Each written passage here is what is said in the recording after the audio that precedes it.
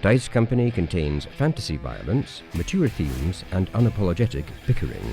No feelings were hurt in the making of it, but listener discretion is advised.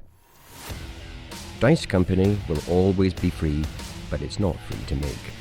Please consider supporting us on Patreon or Apple Podcasts and get access to our weekly roundtable show Extra Roll. Just follow any of the links in the show notes for this chapter.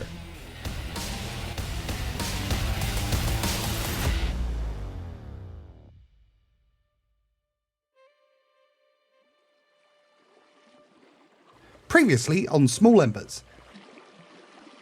I gotta say, I'm so grateful to you all. And he turns to Petron. Thank you so much for offering to helping us protect our young and our stories and our souls. You know, if we fall here, there'll be no one left to remember what's worth fighting for. And there'll be no one left to remember this. And he withdraws a withered brown sapling. Petron, you can tell this looks barely alive.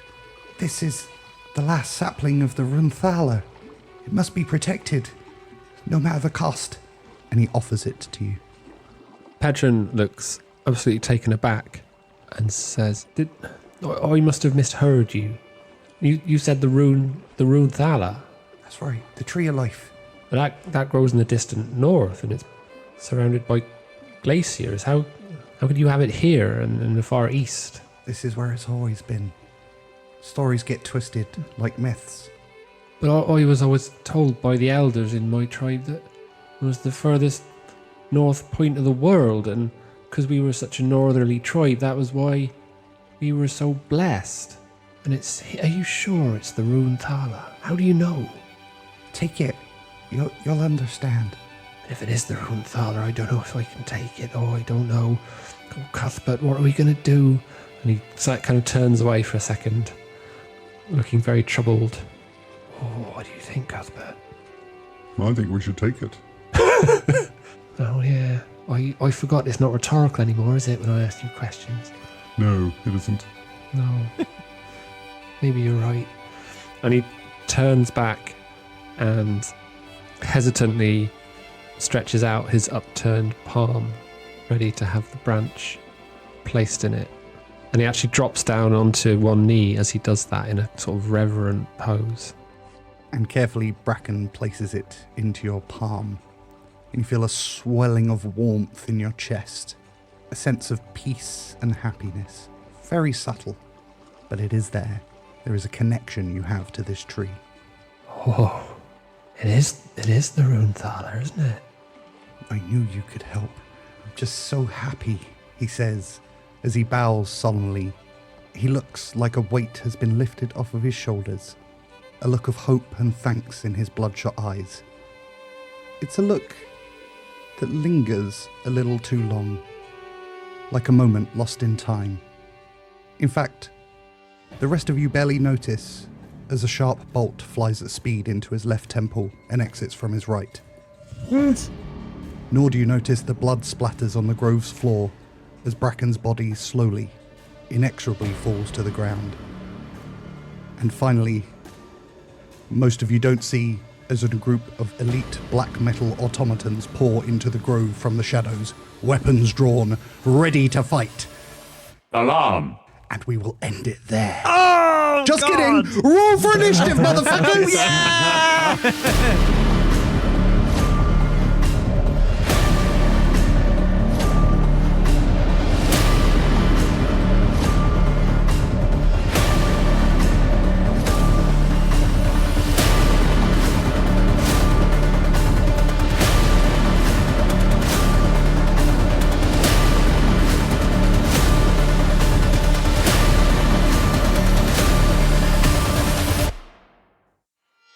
Welcome one and all to Dice Company Small Embers Chapter 93, where a group of friends weave tales of triumph, heroism and despair under the guise of playing dungeons and, who's over there? Dragons!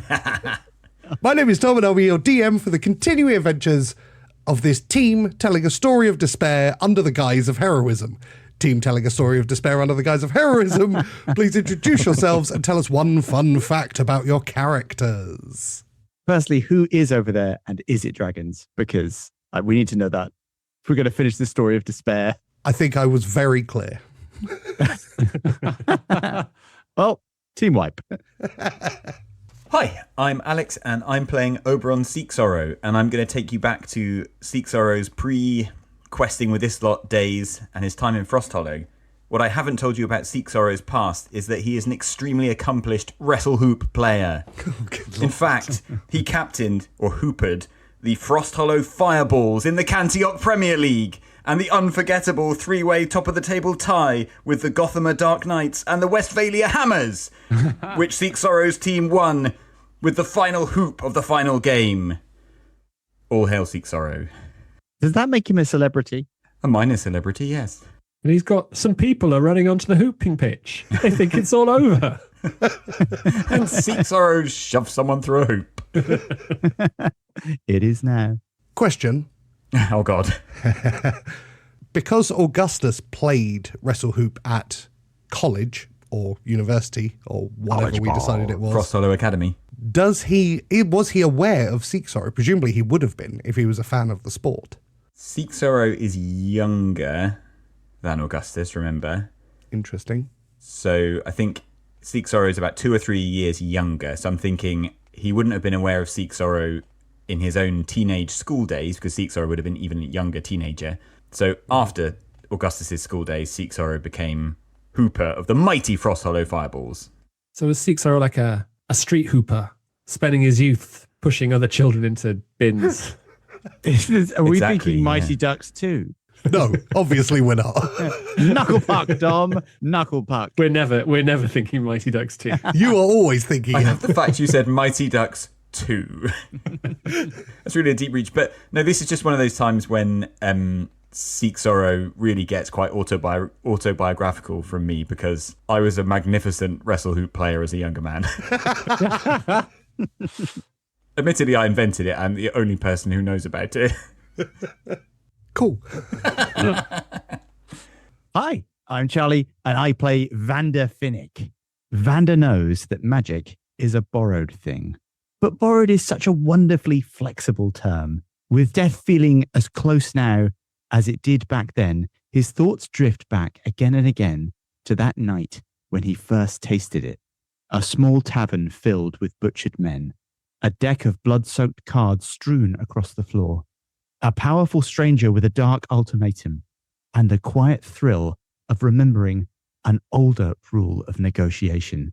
Before telling a worthless beggar his life ends tonight, you should always check that he isn't holding a loaded flintlock under his robes. Is that Machiavelli as well? Why not? It's not quite a lore drop from Orbit, but it is a lore drop. I like it. I like the blending of the prince with Vander as well to really flesh out his backstory. Basically, it's a kind of nice roundabout poetic way of saying that someone once took Vander for a harmless beggar and ended up on the wrong end of the flintlock. That is certainly part of the story, yes. I mean, Nice is doing a lot of lifting in that. Hello, I'm Dave, and I play Petron Oakflower, but tonight my fact is not about Petron Oakflower. Oh. It is about Cuthbert. Ooh. Because Cuthbert, in his new sentient form, has, to his own surprise, found himself humming along to a certain tune. However, Cuthbert's version has slightly different lyrics, and it goes like this. Cuthbert, no surname, he is bound for great fame. You'd like to think he's quite tame. Cuthbert, no surname. Point of order, is Cuthbert's surname no surname? Yeah. Yes. Yeah, sure. Yeah. Why not? A long line of no surnames. Yeah. I love both the fact and how many times that song has been remixed.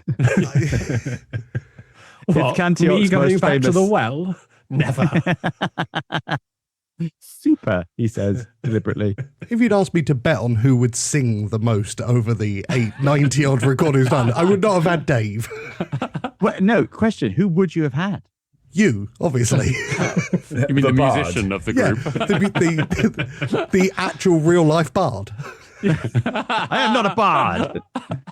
Unless I become one later. Hi, Hi, I'm Harry, and I play Tok, an imposing 6'8" automaton. Hey! And Tok has been considering the circumstances of his construction, created by Tick in his own image, and that of Tick's construction, created by the Overos in his own image, and that of the Overos, created from the melding of the human artificer Averos and his creation TikTok by the Storm's Fall ribbon during the ritual of ascension.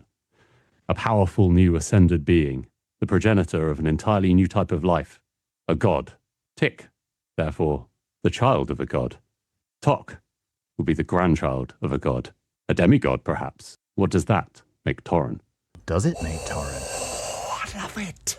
Well, it beats my silly Christmas fact that I was going to go with. Why were you thinking about doing a silly Christmas fact in February, Harry? I know. I have no idea. I just still was clearly feeling very festive. The Christmas come down 2 months on. Some housekeeping.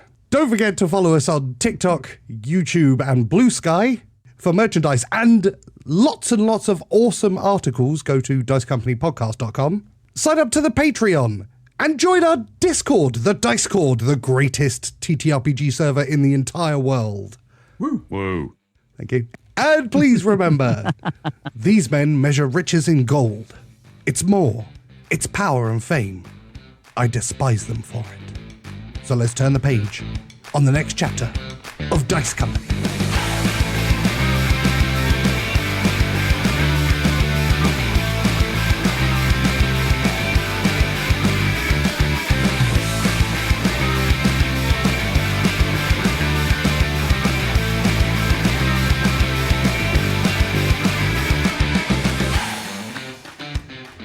And we will end it there. Oh, Just God. kidding. Roll for initiative, motherfuckers. Yeah! Woo! I'm so in. 19 for Petron. 22 for Tok. Alarm! Natural 1 for 3. Oh, dear. I mean, I guess Seeksar is just standing there in horror, seeing what's going on. Seeksar is pissed off, though, about this. Sorry, yeah, 2 for Vander. Hardly surprising given his state.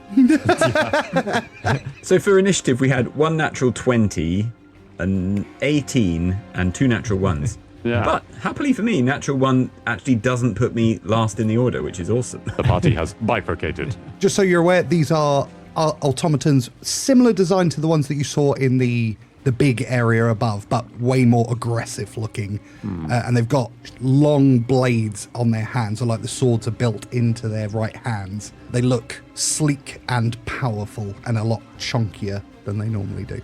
Is this because I taunted you about them being useless earlier? No, nothing to do with that. This is just luck of the roll, unfortunately. It's just how it goes. They've all got Tok written on their swords. Top of the round. Lead us off, Tok. Well, right, so Tick is unfortunately now out of range of them. Tok is going to move forwards to interpose himself between Petron and the new automatons. Tick is going to follow. Tok will turn, "Child, protect the tree," referring to the little branch that Petron has just received. Little Tick is going to draw his airlock and fire a barrage at the new automatons. Tok is going to, as he passes by, slap again, it looks like a weird kind of like leech onto the back of Seeksoro's neck. But it isn't actually sucking any blood out, intriguingly. It's pumping it in. Putting blood in. I mean, Yeah. So, Seeksoro, Seeksoro has been hasted Nice. using his own concentration. As this is from a pre-prepared glyph. what does it mean to be hasted? It means you get an extra action. On every round? On every round. Haste is a phenomenal spell. Ooh. Okay, but you will have to concentrate on this because Tok's going to concentrate on other stuff. So does that mean if I get 2 actions, because I get 2 attacks already, do I get 4 attacks? No, you get 1 extra attack action, I think, rather than a full round of attacks. It's not as good as your second. What's it? Hang on. It's not as good as your Second wind. No, second wind is the healing action one, surge. isn't it? action surge. There it is. Yeah, action surge is a bit better than this. But That's all right. It Seems is still awesome. pretty cool. I mean, they're out of combat. Tok and Tick are going to, as they're forming like a defensive line, they're going to both go fire their airlocks at the lead automaton. Fire away, dear boy. Fire away. Okay, 21 to hit. Hits. For 10 bludgeoning damage.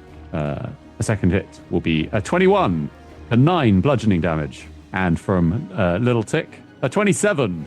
Hits. My For goodness. 6 bludgeoning damage. So Tok and Tick both produce their airlocks, and as the automatons burst in, they sort of pepper the lead one with lots of shots that sort of plink off its armor. It's difficult to do lots of damage with a low-powered weapon. Very nice. Very nice.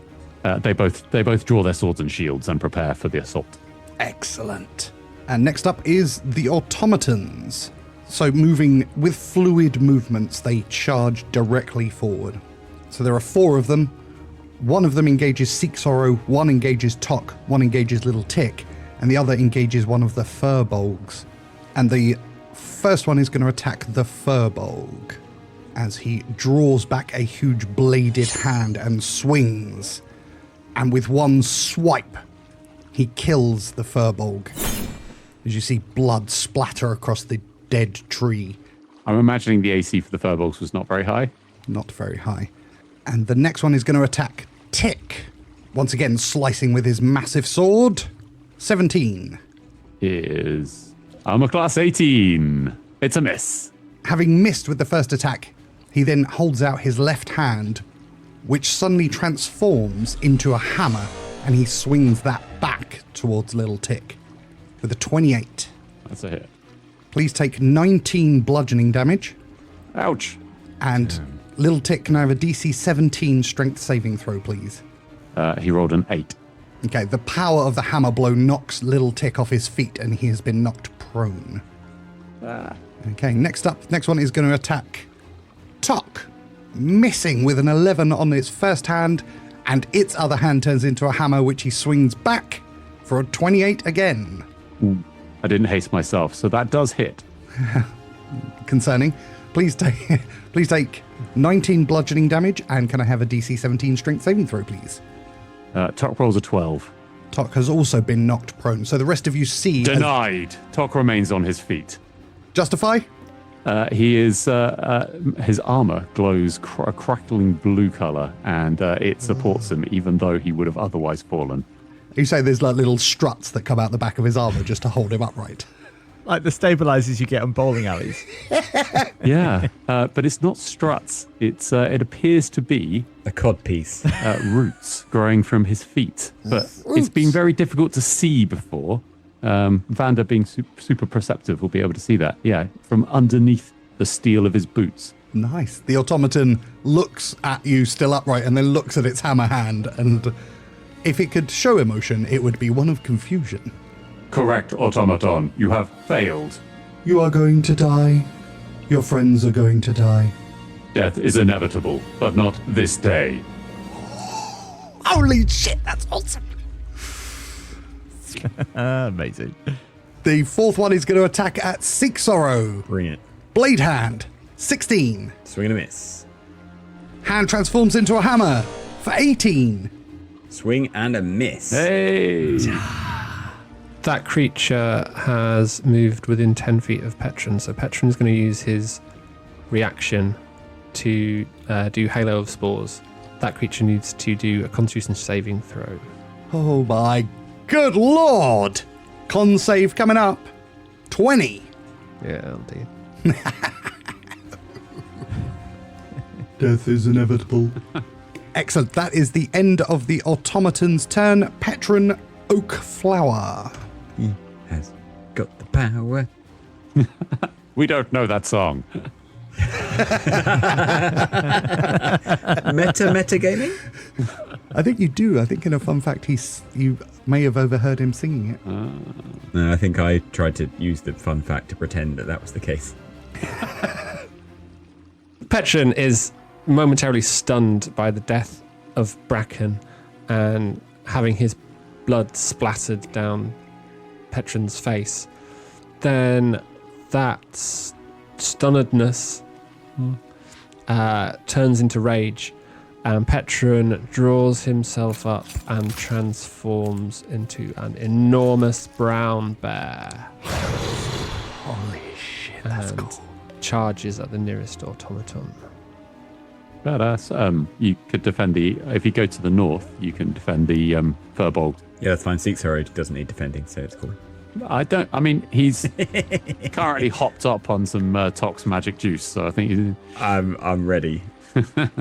Bring it on. We're going to roll up the automaton line here. Woo, Pentrin went big. Bear goes smash. Bear goes smash. There goes smash. I've only got the rules for a cocaine bear.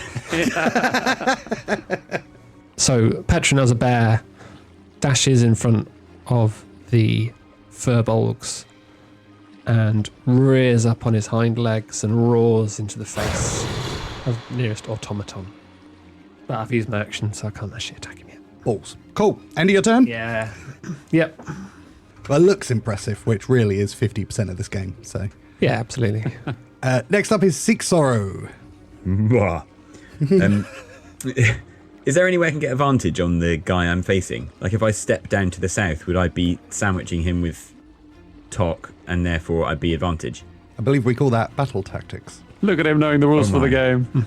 So, although obviously he's had his turn, narratively, this guy has run at Seek Sorrow, who is enraged by the murder of the Furbolg, and he says, "That wasn't a fight, that was an execution." And he sidesteps the swipe from the automaton, in fact the two swipes, the sword and the hammer, and he brings up the battle axe to try and knock this guy's socks off. If he wears socks, it's not clear. So advantage? Oh, yes. Advantage, Captain Seek Sorrow. 25. 8 slashing damage. Backhand. Attack again. Oh god, 11. Miss. But he's hasted. So we're still going. Go again. 26. Ooh, is that into the crit range? That is not in the crit range. 10 slashing damage. So Seek Sorrow just swings the axe forward and back and forward again, making contact on both the two forward swings, smashing bits off this automaton, who is terrified, but not technically. Absolutely beautiful. Beautiful work, Seek Sorrow. Woof. And we round out with Mr. Vanderfinick. Vander, at the back, sips his coffee, leaning heavily on his cane. As he surveys the violence, though, he sees a pair of mad little eyes looking back at him from over the edge of the mug. It's Bellerophon, and he sees those eyes swivel in the direction of the fighting. Vander nods and casts Summon Aberration. Oh my god. Suckers first, Bellerophon lands at the ground, but quickly spines come out of his back, and he begins to grow. Sharp claws from his hands where the suckers once were, and rows of serrated teeth appear as a Bellerophon uncurls to a terrifying height of 9 feet. Unleashing a roar, he sprints into combat, being now the third to crash into the automaton at the south, fighting Seek Sorrow and Tok. Bellerophon's not much of a tactician, so the plan is to bite his head off. Not a bad tactic. Yeah. Well, I say it's not Bellerophon anymore. Of course, he is Ruffian. That's a 21. Yes. That's a 7. Slightly underwhelming. And a 12. Is a miss. Okay. That's another 12. Another miss. And as we've established, it looked good, and that's 50% of the game. Yeah. Exactly. So while there's not a lot of damage here, what the rest of the group sees is a giant ruffian sprint into combat. 2 serrated claws slam onto either side of the automaton's body, digging in, and then the head comes over and down, crunching into the face of the automaton, teeth grinding against the faceplate. Yes. Or face cliff, as we know it to be. Yeah, more accurately, the face cliff. The Furbolgs, those who are still living, begin to retreat from their position to line up behind Vander. Not necessarily a safe place. Yeah, if I was choosing a human shield, it wouldn't be Vander. If I was choosing a human shield, it might be them. And we're back to the top of the round with Tok and Tick. How damaged is this one looking in between Ruffian, Seek Sorrow, and Tok? Not that damaged. Oh, well, that'll be a problem. Okay, right. Tok is going to reach into the back of his cloak, which will look really weird for anybody watching because his arms are disappearing into his own back. But he is going to reach out and produce one of the same little like leech creatures that is currently attached to Seek Sorrow. He's going to attach it to his own neck. Yeah. Quite right. Quite right. Haste. Right, indeed. He is now also hasted, now using his own concentration. Nice. Lil Tick is going to use all of his movements to regain his feet slightly unsteadily and attempts to repair himself. Okay. He is going to be 11 plus 15 hit points back. So nice. He's somewhat back on his feet. Mm-hmm. That's going to be his action. So Tok is then going to stab the automaton in between him and Seek Sorrow at advantage. With the dark blade. Mm-hmm. It was not a crit. 27 to hit for 15 magical piercing damage. Lovely. The next one is a crit. Oh, nice. Lovely. So that's for 22 magical piercing damage. Outrageous. Okay, but it's still standing? Still standing. Okay, Tok's going to stab it again. With 29 for 10 magical piercing damage, but it's still on its feet. It looks bloodied. These things are tough. So whilst its concentration is slightly sort of taken by having Ruffian sort of eating its head, Tok's just going to sort of place his shield on one side of it and stab it repeatedly in the chest to try and get to its, to try and get to what he imagines is the placement of its etheric reduction engine. But it appears that he's miscalculated slightly. The automatons who've been taking a bit of a battering, it's their turn now. And two of them begin to shake and move like they're vibrating at high speeds. And then with a bam, bam, they both disappear and reappear 30 feet away. One in front of Vander. No. Oh dear. And one in front of the furbolgs who are hiding behind Vander. The two remaining currently in combat, you see that their hammer changes into a blade, so both of their hands have now become blades, and they begin to spin like a spinning top at high speed. Can everyone who is within 10 feet of them please give me DC 17 dexterity saving throws as they are using their sweeping blade attacks?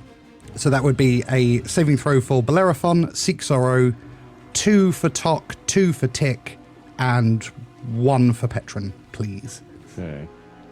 I get advantage because I'm hasted, and it said I get advantage on dexterity saves. Nice.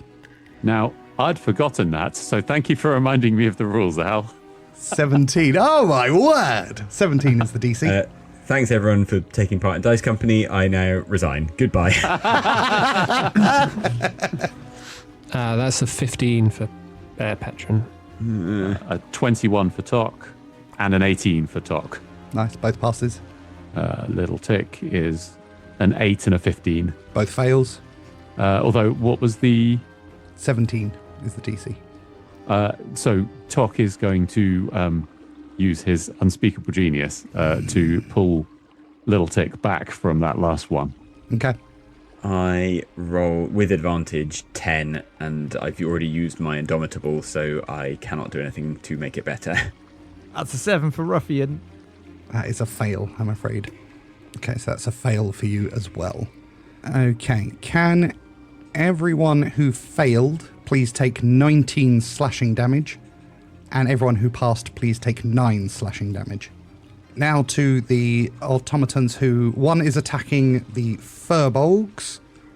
So he's going to use his blade against the female furbolg first off.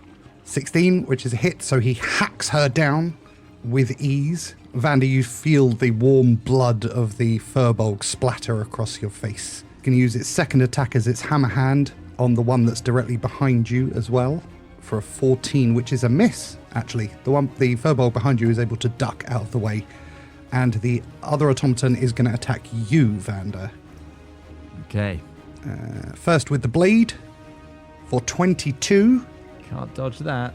So yes, that's 19 slashing damage, please, Vanda. And can I have a DC 17 dexterity saving throw? That's not good. That is a 6. Okay, that is a fail.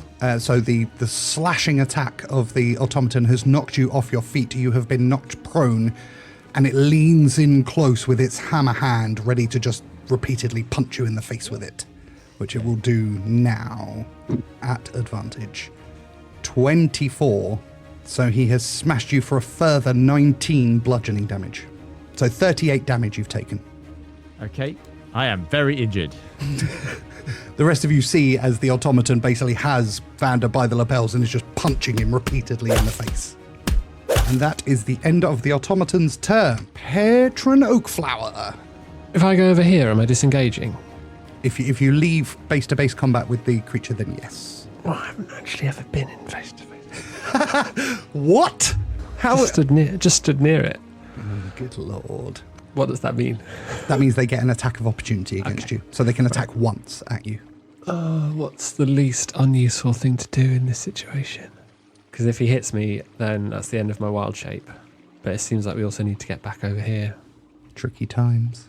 Yeah, so I think, Bear Petron, his fur matted with blood, sees in his peripheral vision what's been happening behind him and the attack on the furbolgs, and roars once more and dashes over to try to help Vander and the furbolgs. Suffering an attack of opportunity, he does so. Indeed. Well, I'll do that advantage. Apologies. Doesn't matter. 14. That is a miss. Cool. So the automaton swings his blade as the bear runs away, but the bear remains untouched from that attack. The bear charges across and launches himself at the automaton that attacked the furbolgs. Getting advantage, right? Oh, yes. Vander providing advantage from his prone position. What a beast. Constant tactician. So that's 17. Is a miss. So that was the bite attack. But he also has a claw attack. So, that is a natural 20. So 25. I mean, yeah. All nat 20s hit in combat. So roll me damage, double it up. The claw damage is not great. Needed that bite to land. Oh no. So that is a total of 8. Ooh, ouch. Hey, it's a really good thing that we alpha striked the last group of these things. There was like 50 of them, wasn't there? More than that. Petron charges thoughtlessly, recklessly at this automaton and tries to kind of launch himself and bite it in the shoulder. But he's moving too fast and the automaton can comfortably dodge out of the way of his bite. But he lands on all four paws, spins, and swipes at him with a claw, which takes a chunk out of the automaton's thigh. Seek sorrow. Okay, so Seek Sorrow, using his hasty powers, can use one of those to disengage from the automaton that I'm next to. Oh, nice. Nice. And so Seek Sorrow is going to basically, dodge and run away from this guy back towards the massacre of the furbolgs that's happening behind, and goes, "No, you bloody don't." And as he gets there, Seek Sorrow goes for the trusty axe. Oh my god, that is a 12. Is a miss. And a 19. Is also a miss. Oh, Seek Sorrow. You could, if you're willing to take an opportunity attack from leaving, you can have the extra attack. If you'll allow that Yeah. Order-wise, I'm happy to do that. Post-hoc. Yeah, okay. Let me just roll the attack. 21. Is a miss, because I've got 20 AC plus 2 for my haste. Oh! He's indestructible, this guy. He's a tank, and so he swings the axe. Go for it. It's a 20. Is a hit. Yay! Well, we know what we have to do to hit them. And that would be 12 slashing damage. Very nice. I feel like it should be smashing damage. Seek Sorrow dives away from the automaton that he was fighting, which has a very good good swing at him and nearly hits. And then he bowls towards the others, aiming for the one that's between Vander and Petron, and has 3 wild swings, 2 of them completely off balance, but the third one does at least do some damage. He is apparently over-enthusiastic at this point. And the automaton, which had eyes for the Furbolg, gets hit, shakes, and spins as his torso spins and his legs follow after the torso has spun, and he rises up to his full height of an imposing 6'9". The most imposing height. The only imposing height, some The would say. crucible height. Seek Sorrow spits on the ground between them. Oh, yeah! I love it. And we are Mr. Vander Finnick and his friend Billy Ruffian. Do I have to go Vander first then, Billy? Or No, you can do it in Excellent. whichever order you wish. So first, Ruffian shakes, sensing the pain of his master. He releases the automaton he's been chewing on and bays horrifyingly upwards straight in the air. His claws detract. He turns and begins to sprint in the direction of the automaton fighting Vander directly. He's going to close the gap and then just full-on spear dive the automaton. I love it. So he's going to take an attack of opportunity, which is a 26, which hits, so he'll take 19 damage for disengaging. That's absolutely fine. Oh, he gets 10 hit points at the start of each turn, returned to him. Oh, very nice. That's a 16 for the bite, Is a miss. a 7 for the claw, It's a miss. and a 21 for the claw. Is a hit. It hits for 6. He gets over and he spear dives into the automaton. The automaton, with his fist raised, suddenly finds that that fist is encapsulated in a giant red hand with claws, stopping him from throwing that final punch. And he just feels the claws dig into every part of the bit that connects his hand to his arm as Bellerophon tries to tear his fist off for hitting his master. Yeah! The automaton is absolutely drawn to the attack of Bellerophon, dropping the bloodied Vander to the ground and turning his full attention on Billy Ruffian. But Vander doesn't hit the ground because he dissipates into smoke. For a few seconds, no one can work out where Vander's gone. And then suddenly, blue lightning arcs from the darkness to the south.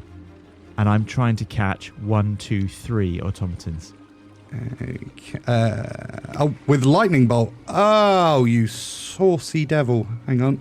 So, bam, bam, bam, bam, bam. Like, what is that? That's it. I'm trying to angle it correctly. So if I go down 1. That looks right to There you me. go. What's the range on it? 100 and something, is it? 120, I think. Oh, it's Yeah. insane. Yeah, not range isn't a problem. I don't. There you go. I'm probably wrong and also being unhelpful, but isn't that 2 spells? It is 2 spells, unfortunately.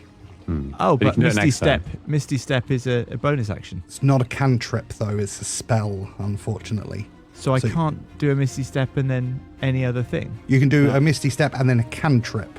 Oh, I did not know that. But Alex did. I am being unhelpful. Yeah. Alex, rules lawyering his own team. Yes, I'll come to the dark side. He'll never forgive you. He'll never I understand. GM once and I turn into a massive pain in the ass. Go for Mind Spike then. So Vander disappears into smoke, and while you can't see where he's gone, the automaton who was going to land that punch suddenly feels a presence at the edge of his brain. An unwelcome sense. Roll to attack. Sorry, I should clarify for those who have forgotten. Mind Spike is a cantrip for Vander. A spell attack of 11. So that's a 23.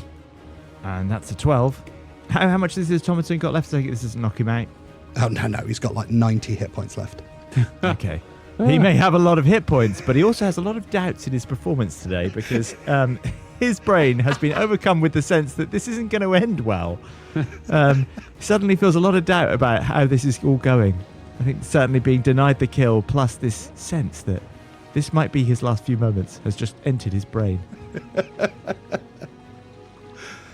And he's lucky he's not sizzling in his little carapace. One Furbolg is going to move back 5 feet, stand behind her husband, who braces himself for the next volley of attacks. Top of the round, Tock and Tick. I think we're in a little bit of rubble here. The automatons, furbolgs don't strictly get turns in the combat. But can they react to events if an opportunity was presented to them? Yes, absolutely. Okay. In which case, Tok's going to present an opportunity to them. Okay, I do have to use an action, but I do get lots of actions, so I'll be okay. Little Tick is going to use a disengage action and move and jump inside Tick's cloak in the middle of combat. So it just looks like he's basically stepped backward to avoid a blow, and he's going to walk straight backwards into his cloak, thus disappearing. Tok is not looking surprised at all. When a hand comes out of the cloak holding a small tree, Tok is going to take hold of it, stepping back slightly and pulling on a small string that comes out of the tree. When he does, it sort of pulls further and further and further out of the tree until it appears he's holding a rope. And with a giant tug, the tree seems to kind of like strangely get closer and grow at the same time until a massive 30-foot tall, 20-foot wide oak tree slams into place in the room, thus displacing the two automatons that were standing where Tok was. They need to take a DC 15 dexterity saving throw or take 10 d10 bludgeoning damage. Sorry. Cool. 2 dex saves coming up. 10 and 3. I'll roll 10 d10 then. Good I'll do Lord. it. What is happening? Okay, that is for a total of 38 damage. And they're pushed to the side 30 feet. So it is 20 feet on a side and 30 feet tall. So, yeah, actually, it's the right so size. Annoyed the DM didn't have the relevant tree for this. That's the trunk of the tree is 20 foot. So the actual canopy of the tree is a bit higher up.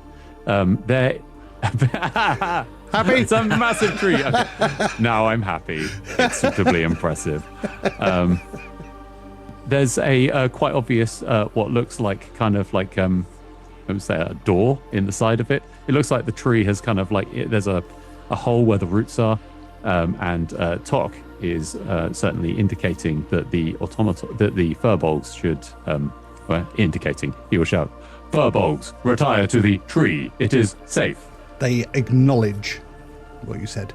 because Tok is going to use the rest of his movement to return to it, and Little Tick's going to jump out of his pack, stand the other side, and Tok's going to attack it twice with the Dark Blade at advantage.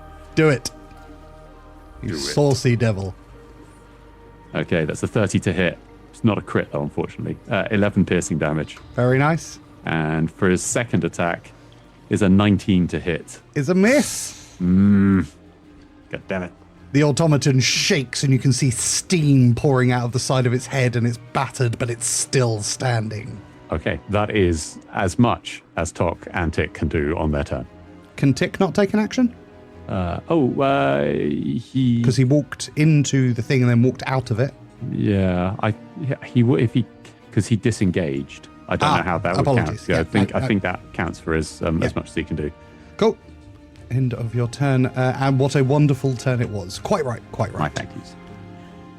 It is the automaton's turn. Right, the incredibly damaged automaton is going to attack Little Tick. Okay, first attack. 25. Can I... Okay, no, I won't. Yeah, okay, Lil Tick's can use his protection ability on himself, which I think he can do. Defender imposes disadvantage on attack roll on one teacher and see within 5 feet of it. 15. It dings off his armor. Very nice. It then swings its hammer fist. 18. That gets it on the nose. So that will hit him, but I might be able to do something about it, I think. No, I don't think there's anything I can do about it now. Okay, that hits him. 19 bludgeoning damage and a DC 17 strength saving throw, please. Nope, forget the saving throw. Apologies. Ignore that. That's great, because I only rolled a 6. No, so. just 19 bludgeoning damage. 19 bludgeoning damage. Okay, he's down to 22 hit points. Cool. The other automaton to the north is going to charge down 1, 2, 3, 4, 5 and take up an advantaged position against Little Tick. And he's going to swing with his blade hand first for 22. That's a hit. 19 slashing damage and a DC 17 strength saving throw, please. Strength saving throw is 17. Little Tick withstands the attack and is not knocked prone, but it doesn't matter because the hammer fist is being swung at advantage for the second attack with 18, two 18s, unbelievably. Okay, so I know. Okay, it doesn't help for that. So this is going to take him to 0, which is why I'm trying to look up if I have anything. I understand. I don't think I do, which is really annoying. Yeah, I don't think there's anything I can do to help Little Tick there. So Little Tick's going down. Okay, the hammer fists smash into Little Tick's face, crumpling it. So Little Tick is smashed into a pulp of pieces, basically. Marmalade. Marmalade, exactly. Okay, the other two automatons. One is going to attack Seek Sorrow. Okay, swinging with his blade hand for 28. Is it hit? That's 19 slashing damage. And can I have a DC 17 strength saving throw, please? 27 for the saving throw. Very nice. So you take the blade shot, but are not knocked down. But that leaves you open for the hammer strike. 28. Shit. Yeah, it's a hit. For a 19 bludgeoning damage. Okay. And the one remaining automaton who hasn't attacked is going to use his first attack. Seek Sorrow, did you hit that one? You did, didn't you? I sure did. Is he going to try and hit me? He is going to hit you back rather than the Furbolg. Honestly, when will the circle of violence come to an end? Axe attack, 13 is a miss. Hammer attack, 12, also a miss. Despite his incredibly imposing 6'9" frame, he is unable to hit you, Seek Sorrow. And despite being attacked from the side by the clever girl Velociraptor to the side, Seek Sorrow is focused on this guy, and he has not taken his eyes off him. Which is why he was so vulnerable to attack from the side. Love it. Petron! So Petron has cooled off a little from his initial bout of fury and is going to begin his turn by using a bonus action to step out of his wild shape. So you kind of see this bear shrink down. Not a huge amount, because Petron is still pretty big himself. But he kind of shakes off this bear shape and returns to his Furbolg form. Then takes a couple of steps to the south and is going to cast, using his Staff of the Woodlands, he's casting Wall of Thorns. So it's going to be on the two automatons next to Seek Sorrow and the and Ruffian. So in a kind of a diagonal line, basically going sort of diagonally southwest from near the enormous oak tree through the two automatons and then going a little further south towards Vander. The idea being to injure them in the thorns and also make it more difficult for them to intercept the Furbolgs as they make a dash for the tree. The automaton chooses not to take an opportunity attack against you as you step out of combat. Oh yeah. So the first one is a 2 for dexterity and the second one is a 3. Both fail. Way! Hang on, is 78. Ooh. Nice. Some spiky thorns there. Yeah. So that is 37 total damage for each of them. Very nice. That's almost as much as dropping an oak tree on them. And so also for every 1 foot they try and move through the wall, it's 4 feet of movement. And if they enter the wall in a turn or end their turn there, they have to take another dexterity saving throw or Nice. All right. be injured again. Love it. Seek Sorrow. Hi. Hi. I think I can't step anywhere around these guys to get advantage in my current position. You'd have to cross through the wall of thorns that way. Yeah. You could move down to there. Would that give me advantage on someone? You'd have to take an opportunity attack from the one to the north, but it would give you advantage on the one in the middle. Ruffian is just insane. If there was an advantage attack to be taken by anyone, Ruffian would happily throw himself in there. I don't know if that makes sense narratively, or if there's a way he can do that, but he'd absolutely just get chopped up while trying to bite stuff. You know what? With the combination of Ruffian and the Wall of Thorns and the Furbolgs on the other side, you can have advantage from where you are. Let's not make this too complicated. if you would like to attack at advantage, let's do it. So as the automaton looks at his foe, Seeksaro's normally quite gentle eyes are fixed on him in complete rage, and framing Seeksaro, standing behind him, is the enormous form of Ruffian. So if the automaton, having been hit with a wall of thorns and seen a bear turn into a furbolg, the exact kind of creature that he has just been involved in massacring, if he's capable of feeling fear, now would be a good time. And so Seeksaro swings with advantage with his axe for a natural 20 for 29. Oh, shoot. Okay, that is 22 slashing damage. Very nice. Seeksaro will just wildly keep swinging. Do it. 25, 12 slashing damage. And he goes again. 24, 10 slashing damage. Seeksaro, Yeah. please tell us a story. First blood. Like those videos online, you know, where someone gets really angry with a computer and like pats it on the side and then like bangs the keyboard and whatever. And then occasionally there's one where someone goes just absolutely mad and like picks it up above the head and smashes it at their feet with an explosion of bolts and glass and wires. That is what Rage Mode Seeksaro has just done to this automaton. It's like a carriage clock that's dropped out of an aircraft onto the runway. The automaton explodes, and Seeksaro imagines Tok will be after the bolts in no time. Also, I believe that out of these ones, there'll also be brains. As you deal the killing blow to the automaton, you can see in its chest a red crystal begins to glow and beep. And it gets faster and faster and faster. Can I have dexterity saving throws, please? Seeksaro and the Furbolg. Oh no. Jesus. So I get advantage on dexterity saves, thanks to them being hasted. And I get 22. You react quickly enough that the automaton's body explodes out, and you are able to dodge out of the way of any damage. The Furbolg, unfortunately, is not as quick and is blown to the ground. You see his smoking corpse laying there through the wall of thorns. Seeksaro feels his rage turning to deep sadness.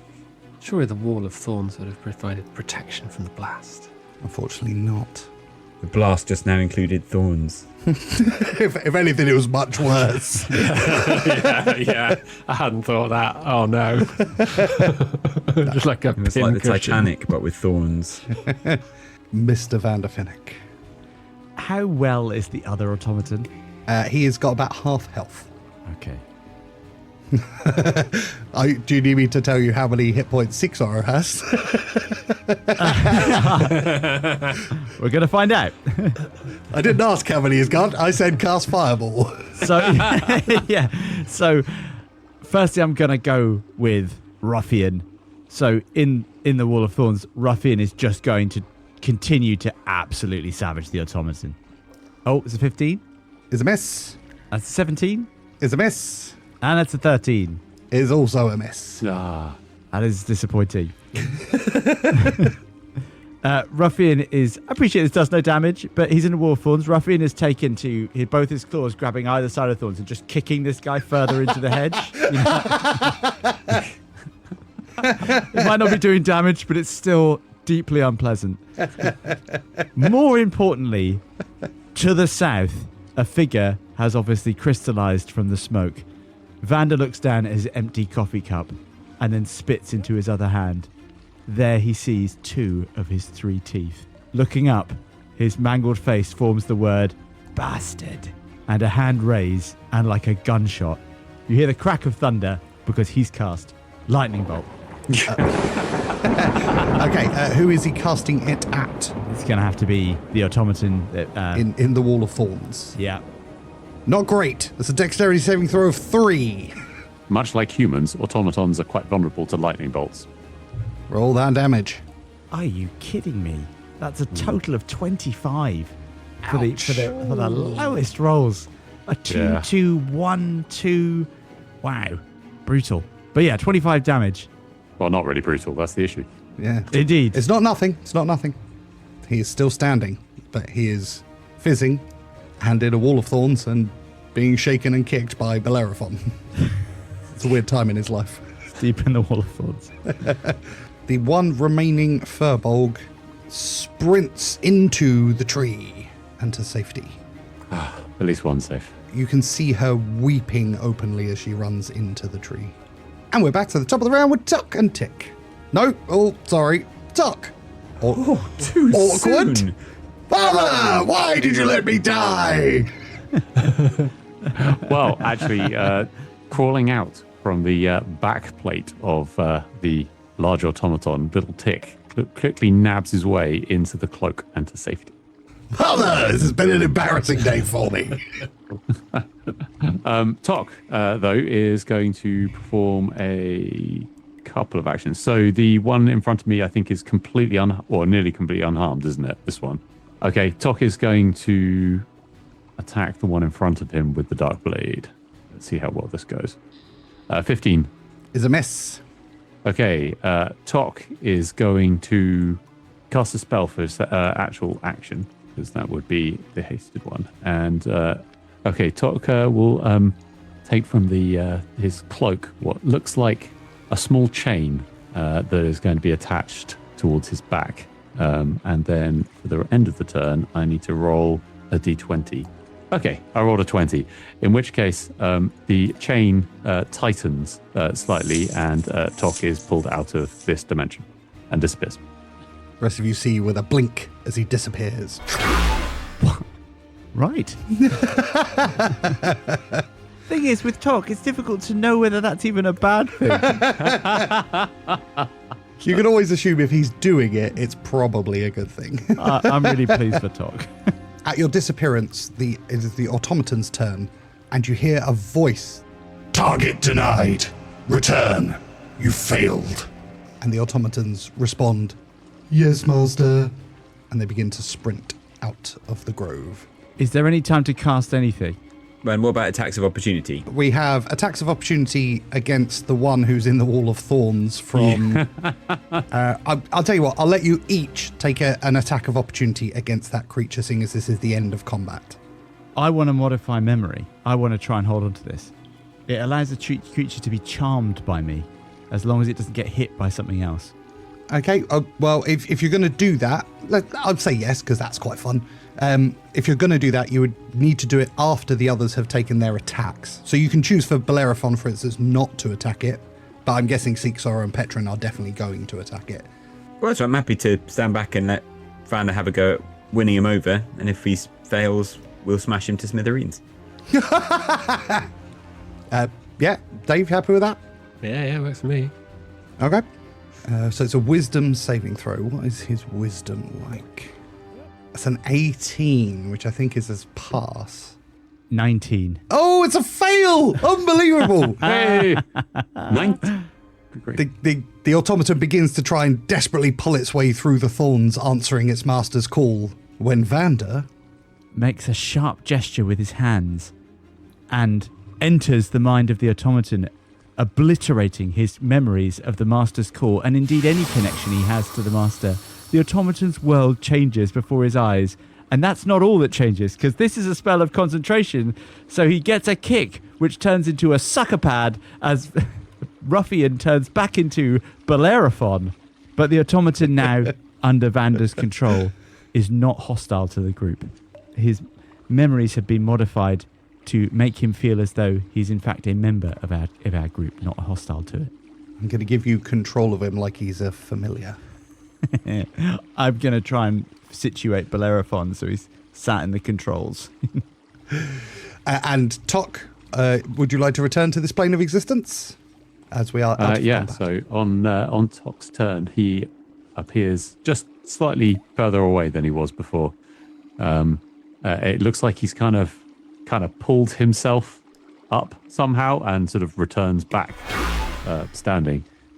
He plucks the chain off his back to stop it. He's gonna first bend down and recover Big Tick's body and put it in the cloak. So you guys are out of combat. What would you like to do?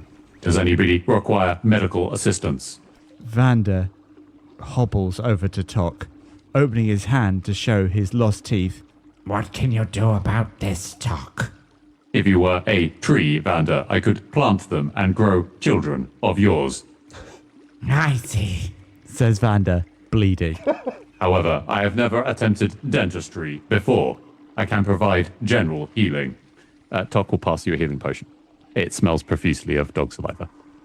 Undeterred, Vander takes the healing potion and then lights up a cheroot for the additional pain. Seeksar is going to go about from casualty to casualty of the downed furbolgs to see if any of them, show any signs of life or he can do anything to help. Yeah, Petron's doing the same. Petron's distraught and dashing from furbolg to furbolg, trying to see if there's any healing that can be done. Obviously, no spell components were available from the exploded automatons, but presumably the furbolgs would be. I'm kidding. Saw the look on Dave's face. That is outrageous. Outrageous behaviour. For the audience's benefit, Dave just looked the angriest I've ever seen him look. Unfortunately, the furbolgs are dead. There is nothing that can be done for them. I think Petron just kind of drops to his knees and just slams his fist repeatedly into the turf. No! This isn't what was meant to be! No! I'm sorry, Petron. And then, ever the gravedigger, he starts organising the bodies, lining them up. He's tidying them up, putting them in a row and trying to find a kind of sheet to lay over them. For no reason that he particularly understands. Petron looks up at the tree and remembers that there is one furbolg left alive and starts to tentatively move towards that door. Which has closed, but as Petron approaches, it opens, recognizing a friend. And you hear the sound of sobbing coming from within. Hello? Are you alright in there? No, I suppose that was a stupid question, wasn't it?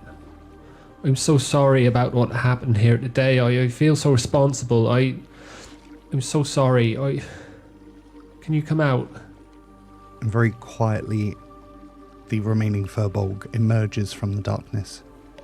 Her face streaked with tears, her eyes bloodshot. Petron looks like a child, I think, in this moment, just like completely helpless. And he says, I just don't know what to say. We came to help, and then I'm so sorry. What can I do? What can we do? Tell me what we can do. She runs over and kneels next to the last furbolg to fall. You can kill the bastards. Well, it's not enough, but it's what we will do. Of course. Of course. And Petron spins round to try and take in the rest of the group to see if they're as into making this promise as he is. You get one of the more genuine bloody smiles from Vander. Tok doesn't realise that anybody's actually asking him a question because they haven't really asked it to him directly. So he is going to be repairing Little Tick, but you kind of know that he's in on this. Seeksar, having been as kind of bloodlusty as he can ever remember being, doesn't feel able to kind of get involved in that. It's kind of drained away from him. He kind of nods to Petron, but then steps past the bodies and, despite the fact he's injured and exhausted, gets out his shovel and starts digging a grave. Vander, we have procured a test subject. If you would wish to interrogate, I believe intelligence may be of the essence. And Little Tick, back in his automaton, a large automaton body, is going to be dragging out a figure of one of the, what I'm calling brain automatons. One of the automatons that attacked us before that is wrapped in chains. It, I assume, is still unmoving. And it will lay it on the floor in front of Vander. Gentlemen, Vander says, looking around at anyone who might not want to witness this. But I don't know if he's detecting much resistance in the eyes of the group. Tok will open its cranial case for Vander to get more direct access to his brain. You're guided.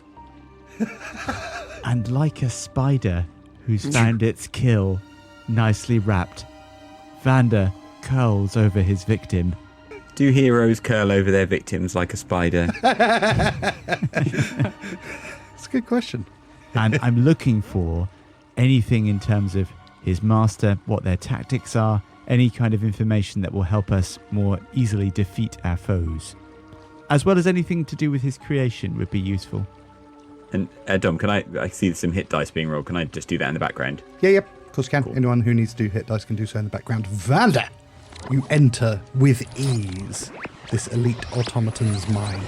Unlike previously when you've entered the minds of automatons, there is no sandy desert here. Instead, there is a huge metallic, almost warehouse space. Enormous cables spiraling all over it. And in the center, there is a sarcophagus-like coffin stood smoking and glowing with red runes. Lined up on either side of it are a number of automatons. These are the Praetorian Guard automatons of Thoren. They are basically being taken through their drills by Thoren. He has complete and utter control of them. He's explaining that in this sanctum there are areas where the arcane weave cannot be used, and he points to dead magic spaces within the room that they are in. He also says that the sarcophagus-like thing is called the Bergen, and he uses it in order to commune directly with the Hushed One, and that is where he's getting his power. It then kind of travels back in time. You see this automaton as a human being called Cassex, and he was captured by the Sons of Kael after a long fight, and he is placed into the Bergen, and then you feel this excruciating pain as bits of metal are attached to him, and his flesh is ripped off, and he is basically encased within an automaton suit. Vander mentally reaches for the sharpest of blades, a mercy if you will, and ends the life in front of him. Unfurling over now the dead automaton, Vander straightens. It appears they are more drones, possessed of a hive mind, so to speak. Though they were once human, a long time ago, before their flesh was corrupted by metal. Vander, did you sense the presence of the Hushed One? Indeed, I did, Tok. It appears that Thoren communes with him directly, using a sarcophagus of sorts, a contraption beset with runes, set deep in the catacombs here, surrounded by a praetorian guard of presumably skilled automatons in the art of combat. I have mentally mapped the spaces of dead magic, or he may use to prevent his imminent and most impolite inhumation. And I am confident of a victory. As I believe Petron would say, our blood debt is owed now, is it not? And then Vander's eye looks back at Petron. It is. And Seeksaro pauses in his digging and looks over at Vander. He's been sort of pretending almost not to listen to this up until now. He looks at Vander and says, Vander, you're saying each of these automatons used to be a real person, like a human person? Indeed, and before the one we have in front of us died entirely of natural causes, I was able to discern that their lives are not retrievable, if you are having concerns in that direction. Seeksaro, technically all automatons were people before it was done to them. Difficult to believe, isn't it? Says Vander. I don't understand you, Tok. All automatons were humans, were they, before? Incorrect. They were non-human sentient life forms. Their sentience was taken. They are akin to zombies. Yeah, I see that, Tok, but you could give an automaton back its personhood in the way it's happened for you. Incorrect. My sentience was never taken. Restoring sentience has never been achieved. What I'd say, Tok, is to us flesh people, the idea that someone was a person, a human person walking around, and then part of them was stripped away or their flesh cut away, like Vander said, and they're put in an automaton case as a drone. If you'll forgive me, that seems entirely more disturbing than what you describe, although I accept that depersoning automatons would certainly be a crime to your people. That is correct. I owe the Emperor a blood debt. So the Emperor's behind this, is he? There's talk of the Hush One, and do we really know who's doing all of this? I must say it's actually worse than I thought it was. The Hushed One appears to have empowered both the Emperor and Thoren. They must be destroyed. And Vander, if we go down and destroy this sarcophagus you mentioned, what will that do? It just breaks the link between the Hushed One and Thoren. That's just a step on the road, is it? We've still got to find and kill the Hushed One, do we? Is this going to become a fight with a god? Can we win that?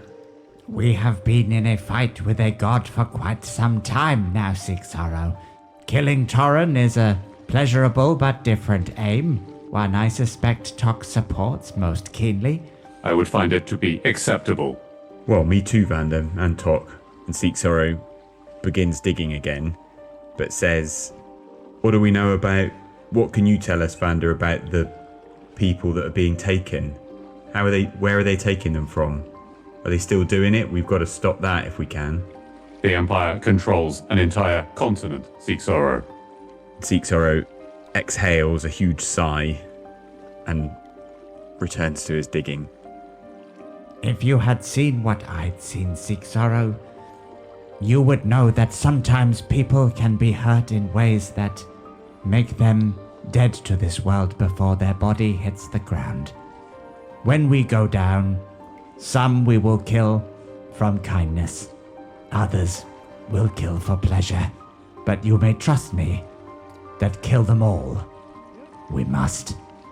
Well, as ever, Vander, I'm not so sure about your motives, but I definitely think we need to kill everyone involved in this. And for some it might be a mercy, and then for some it might be hard to tell which is which. I'm not sure I care which it is at the moment. Well said, patron.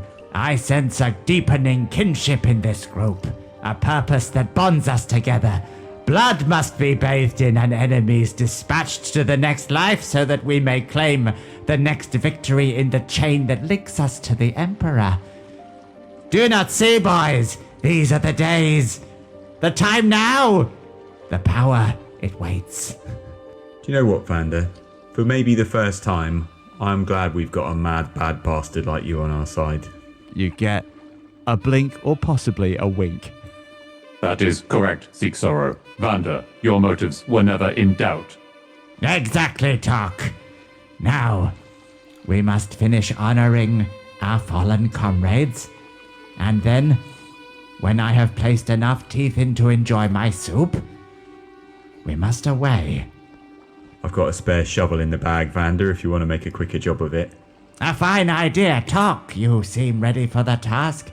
I regret Seek Sorrow will have to be ready for the task. I must proceed to the disassembly. And he starts dragging the brain automaton away by the heel. Ah, and I have my waning looks to attend to. Little Tick will come and assist you, Seek Sorrow. And Petron kneels down next to the surviving Furbolg and says, please, will you tell me what their names were? And we'll end it there. Jeez.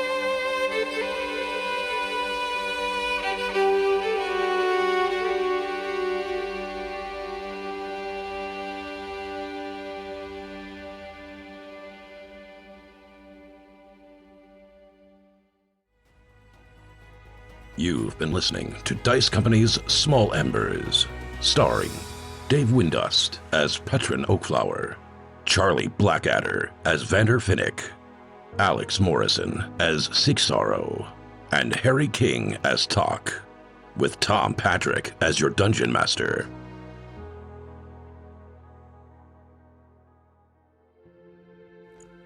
The humans of Dice Company would like to thank the following sweethearts for their support: Hilda von Greentail, M.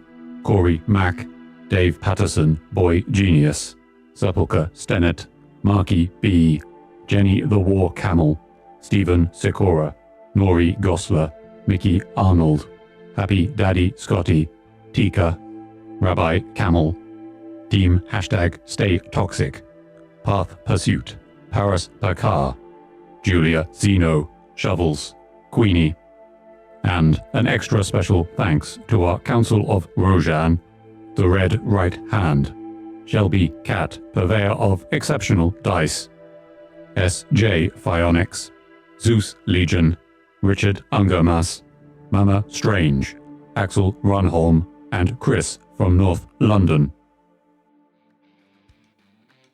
I got really excited and shut everything down. The fuck? I really think Vander would look at this as an immensely good bonding exercise. I feel like Team building. Yeah, exactly. Vander couldn't be happier with how this. He may have lost some teeth in the exercise, but I'm only putting myself next to Talk because I'm going to need that coffee. I mean, there's been time for you to have had that since the. Yeah. So you can down the coffee before the combat starts. Vander just moves back to the back of the line. Oh, you're saying there's no benefit to being there, Tuck? Move away, move away. I moved closer to my barista for safety.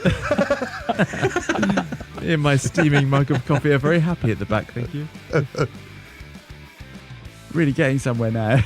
I'm going to say, as a combination of early recording comedy, epic D&D fighting with real stakes, and then proper kind of story in the tale, that might have been our best night of doing this. That felt very good to me all the way through. Loved that. 3 I feel like distinct years. everyone had some lovely bits in there. Character's name, I've forgotten. Bracken. That's, yeah, I mean, might not come across as particularly sincere when I can't remember his name. Maybe just say it again so that he is sincere. Lore. Thanks for listening.